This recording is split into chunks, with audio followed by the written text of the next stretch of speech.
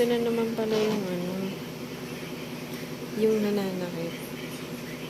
Yung nanglalaser. Hindi ko alam kung saan niya na naman nilalagay. May sumasakit na naman sa akin.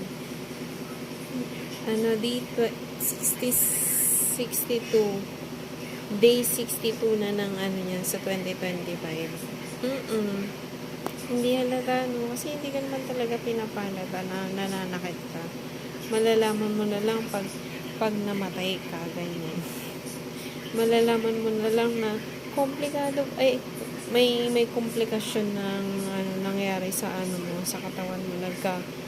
Nagka-edema ka na sa baga, o kaya yung atay mo damage na, o kaya yung kidney mo na damage na. Hindi halata, yung tenga ko sumasakit, yung mata ko sobrang labo sa kanan na unusual. Tapos yung reproductive organs ko nag-shrink na dahil sa kaka-detect na sa akin. Pinakasuhan, anong kaso? Nangabit ako. Sa itsura ko to, mangangabit ako. May mangangabit ba dito? May nangangabit pa sa itsura na to. Hindi ko alam. Kasi, siguro nung sabi ko,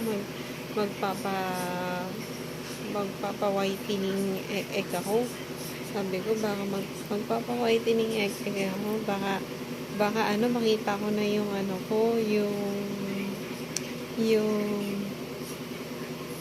yung somi ko. Baka makita ko na, yun pala, napahamak pala ako dahil doon. Aba, ang lola mo, gandang-ganda sa'yo. Ano sa'yo? Nagmukha ka daw, mukha ka daw bata ng 10 years. Ganun, no? Ganun daw yung itsura. Tapos, sobrang nagandahan. Tapos sinaktan. Ganyan, ha? Itry natin to, ganyan. Pinaginitan pala. Itry natin to, maganda eh. Gagawa to ng something na out of this world, ganyan. Binabaliw pala. Ganon, nagandahan daw siya. Tapos, kung ano nang pinagagawa niya.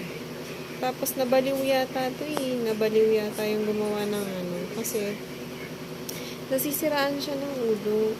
Kasi, may pinagbibintangan niya. Ewan ko kung ano yung binibintang niya sa akin.